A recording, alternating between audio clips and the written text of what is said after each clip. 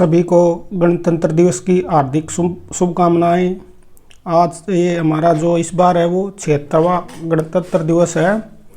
26 जनवरी 1950 को हमारा संविधान लागू हो गया था। इसी के उपलक्ष्य में हम 26 जनवरी को गणतंत्र दिवस मनाते हैं। और हमारे जो संविधान निर्माता थे उन्होंने बहुत ही मेहनत करके लगभग 60 देशों की यात्रा करके जो संविधान बनाया था उसके लिए बहुत ज़्यादा रिसर्च किया था। और इसी के उपलक्ष्य में आज हम जो महत्वपूर्ण अनुच्छेद हैं उनको पढ़ेंगे। भाग 2 है। लगभग हम 51 या 52 तक पढ़ चुके थे, उससे आगे आज हम 200 तक पढ़ जाएंगे और 2 क्लास के अंदर इसको ख़त्म कर देंगे। आप देखा होगा प्रीवियस ईयर क्वेश्चन, उसमें लगभग हर एग्जाम में 2 से 3 अनुच्छेद के बारे में पूछा जाता है कि इस अनुच्छेद में क्या है, राष्ट्रपति की क्षमा देने की शक्ति कौन से अनुच्छेद में वर्णन है, ऐसे कुछ पूछे जाते हैं। तो थोड़ा थोड़ा हम देखते रहेंगे, 1-2 बार देख लेंगे तो याद आ जाएगा और 2-3 क्वेश्चन आपके पक्के हो जाएंगे। तो चलो हम पढ़ते हैं। अभी महत्वपूर्ण अनुच्छेद राष्ट्रपति के बारे में पढ़ते हैं। राष्ट्रपति अनुच्छेद 52 है, उसमें भारत का एक राष्ट्रपति होगा, ये वर्णन किया गया है। अनुच्छेद 53 राष्ट्रपति की कार्यपालिका में निहित शक्तियाँ। अनुच्छेद 54 राष्ट्रपति का निर्वाचन मंडल, मतलब राष्ट्रपति को जब निर्वाचन होगा तो इसको वोट कौन कौन डालता है। अनुच्छेद 55 राष्ट्रपति का निर्वाचन नीति, मतलब जो राष्ट्रपति का जो इलेक्शन होगा उसमें कौन सी पद्धति अपनाई जाएगी। अनुच्छेद 56 राष्ट्रपति की पदावधि, मतलब राष्ट्रपति का कार्यकाल कितना होगा। तो भारत में जो राष्ट्रपति का कार्यकाल है वो 5 साल है।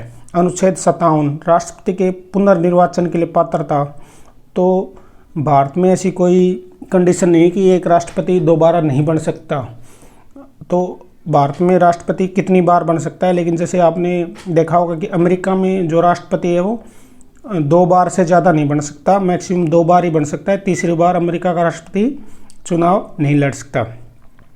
अनुच्छेद 58 में राष्ट्रपति के लिए अहर्ताएँ, शपथ एवं शर्तें। तो जो अनुच्छेद 58 है उसमें बताया गया कि राष्ट्रपति भारत का नागरिक होना चाहिए। जो राष्ट्रपति का चुनाव लड़ेगा उसकी कम से कम एज 35 वर्ष होनी चाहिए। वह किसी लाभ के पद पे ना हो, वो किसी भी जो अपनी लोकसभा और राज्यसभा है उसका सदस्य नहीं होना चाहिए। अनुच्छेद 59 राष्ट्रपति के लिए शर्तें अलग से दिएगा, इसमें वर्णन। अनुच्छेद 60 राष्ट्रपति का शपथ ग्रहण। तो राष्ट्रपति को जो शपथ दिलाता है वो भारत का जो चीफ जस्टिस है वो दिलाता है, जो सर्वोच्च न्यायालय है उसका मुख्य जो जज है वो शपथ दिलाता है। अनुच्छेद 61 भारत के राष्ट्रपति पर महाभियोग, मतलब भारत के राष्ट्रपति को अगर उसके 5 साल पहले हटाना है तो उसके ऊपर महाभियोग कैसे चलाया जाएगा। अनुच्छेद 72 अपराध को दोषमुक्त क्षमादान करने की राष्ट्रपति की शक्तियाँ। ये जो अभी अपना लास्ट CT हुआ था उसमें यही क्वेश्चन पूछा गया था कि कौन से अनुच्छेद में राष्ट्रपति को अपराधी को दोषमुक्त या क्षमादान करने की शक्ति का वर्णन किया गया। तो ये क्वेश्चन पूछा गया था अभी लास्ट CT में। अनुच्छेद 74 मंत्री परिषद का राष्ट्रपति को सलाह एवं सहयोग प्रदान करना। जो अपनी केंद्र का जो मंत्री परिषद होता है उससे राष्ट्रपति को सलाह देते हैं कि जैसे कोई भी बिल पास होता है तो लास्ट में राष्ट्रपति साइन करता है तभी वो कानून बनता है, तो उसी को सलाह बोलते हैं। अनुच्छेद 111 संसद द्वारा पारित विधेयक पर सहमति प्रदान करना। ये अनुच्छेद 111 में वर्णन है। अनुच्छेद 112 वार्षिक वित्तीय विवरण, मतलब अपना जो बजट है अभी 1 फरवरी को आएगा, उसका भी आप देखते हो जब भी वित्त मंत्री बजट पेश करने जाते हैं तो वो पहले राष्ट्रपति से मिल के आते हैं। उनका जो आखिरी जो सिग्नेचर है वो राष्ट्रपति का होता है, उसी के बाद प्रस्तुत कर सकते हैं बजट को। अनुच्छेद 123 राष्ट्रपति के अध्यादेश जारी करने की शक्ति। ये अध्यादेश क्या होता है, जब हमारा कोई भी संसद का सत्र नहीं चल रहा लेकिन कोई कानून बनाना बहुत ही महत्वपूर्ण है, तब कैबिनेट इस अध्यादेश को पास कर देती है और राष्ट्रपति इस पर साइन करके इसको पास कर देता है। ये अनुच्छेद 123 में इसका वर्णन है और ये 6 महीने तक वैलिड रहता है। 6 महीने अगर क्रॉस करके तो ये ऑटोमेटिक खत्म हो जाएगा। अनुच्छेद 143 राष्ट्रपति की सर्वोच्च न्यायालय को सलाह लेने की शक्ति। अनुच्छेद जो 143 है, इसमें राष्ट्रपति जो अपना सर्वोच्च न्यायालय है, कोई भी जो कानून बना रही है सरकार या कोई और मुद्दा, उसमें सलाह ले सकता है। अनुच्छेद 356 में राष्ट्रपति शासन लगता है। जैसे राज्य में बोलते हैं ना राष्ट्रपति शासन लग गया, तो हरियाणा में भी अभी तक राष्ट्रपति शासन 3 बार लग चुका है। अभी पढ़ते हैं हम उपराष्ट्रपति। अनुच्छेद 63 भारत का एक राष्ट्रपति होगा, ये वर्णन है। अभी हमारे उपराष्ट्रपति माननीय श्री जगदीप धनखड़ जी हैं। अनुच्छेद 64 उपराष्ट्रपति राज्यसभा का पदेन सभापति होगा। अनुच्छेद 65 उपराष्ट्रपति का शपथ ग्रहण। उपराष्ट्रपति को शपथ ग्रहण कौन दिलाता है? तो राष्ट्रपति देता है। अनुच्छेद उपराष्ट्रपति द्वारा राष्ट्रपति के कर्तव्य का, अगर राष्ट्रपति कहीं बाहर चला जाता है या अचानक उनकी मृत्यु हो जाती है या त्यागपत्र दे जाता है, तो उसका जो कार्यभार है वो उपराष्ट्रपति संभालता है। अनुच्छेद 71 उपराष्ट्रपति के चुनाव संबंधी मामले। जो भी उपराष्ट्रपति या राष्ट्रपति दोनों के जो चुनाव के मामले होंगे वो सुप्रीम कोर्ट सुनेगा, उनका वर्णन किया गया। अभी पढ़ते हैं प्रधानमंत्री के बारे में। अनुच्छेद 75 प्रधानमंत्री की नियुक्ति का प्रावधान राष्ट्रपति के द्वारा। एक्चुअली हम देखते हैं प्रधानमंत्री को नियुक्त किया जाता है, जो भी सबसे बड़ा दल होता है या जिसको भी बहुमत प्राप्त होता है वो राष्ट्रपति के पास जाता है और अपनी सिफारिश लेके कि हमारा यह होगा, और उसको राष्ट्रपति नियुक्त कर देता है और शपथ भी राष्ट्रपति ही दिलाता है। अनुच्छेद 79 राष्ट्रपति राज्यसभा तथा लोकसभा को मिलाकर संसद कहा जाता है। तो इसको जो हमारी जो संसद है वो उसके तीन अंग हैं, राष्ट्रपति है, राज्यसभा तथा लोकसभा, तीनों को मिलाकर संसद कहा जाएगा। अनुच्छेद 80 राज्यसभा की संरचना, मतलब राज्यसभा में कितने सदस्य होंगे, किस आधार पर किस राज्य को कितने सदस्य दिए गए हैं। अभी सबसे ज़्यादा जो राज्यसभा के सदस्य हैं वो यूपी से हैं 100। और अनुच्छेद 81 में लोकसभा का गठन। इसमें लोकसभा के बारे में बताया कि कितनी जनसंख्या पे कितने सदस्य होंगे। तो अभी फ़िलहाल जो सबसे ज़्यादा लोकसभा के सांसद हैं वो भी यूपी से ही हैं, 80। अनुच्छेद 83 राज्यसभा का विघटन। तो आपको पता होगा कि राज्यसभा का कभी भी विघटन नहीं होता। राज्यसभा का जो सदस्य होता है उसका कार्यकाल 6 साल होता है और हर 6 साल बाद ये कर सकते हैं। राज्यसभा कभी भी विघटन नहीं होता। अनुच्छेद 84 राज्यसभा के सदस्य हेतु, मतलब राज्यसभा का सदस्य बनना है तो उसमें क्या क्या योग्यताएं होनी चाहिए ये बताएगा। अनुच्छेद 81 लोकसभा का गठन। लोकसभा के गठन के बारे में बताया, ये रिपीट हो गया। अनुच्छेद 110 धन विधेयक।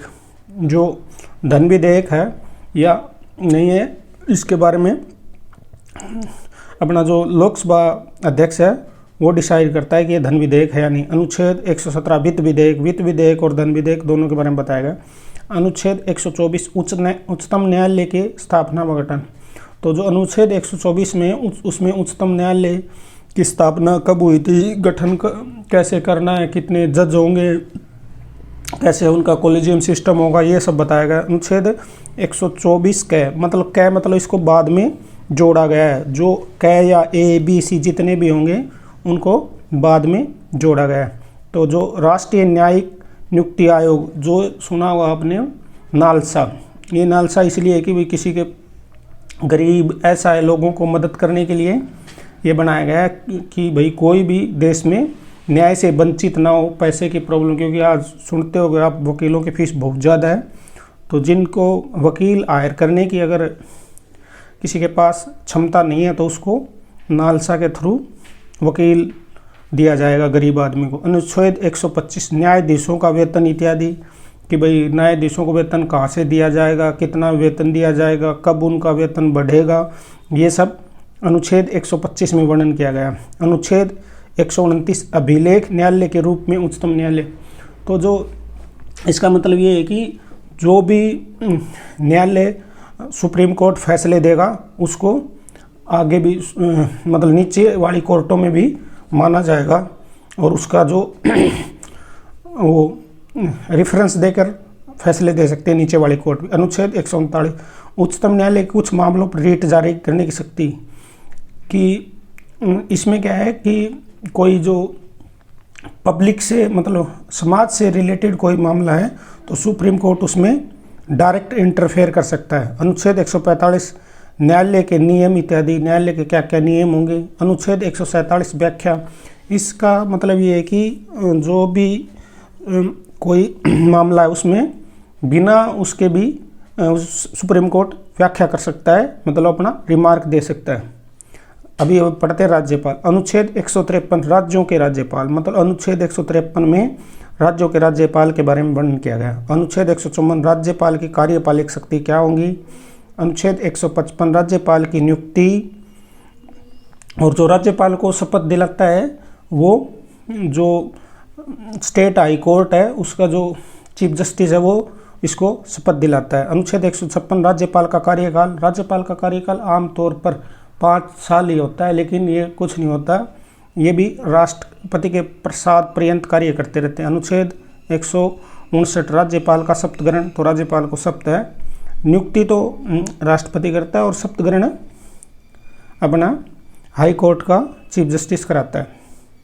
अनुच्छेद 161 राज्यपाल की क्षमादान करने की शक्तियाँ, तो इसमें राज्यपाल राष्ट्रपति तो जैसे किसी को फांसी हो रखी है मृत्युदंड को भी माफ़ कर सकता है, लेकिन जो राज्यपाल है वो मृत्युदंड को माफ़ नहीं कर सकता। अनुच्छेद 165 राज्य का महाधिवक्ता, अटॉर्नी जनरल होता है वो, उसके बारे में बताया गया है अनुच्छेद 160 में।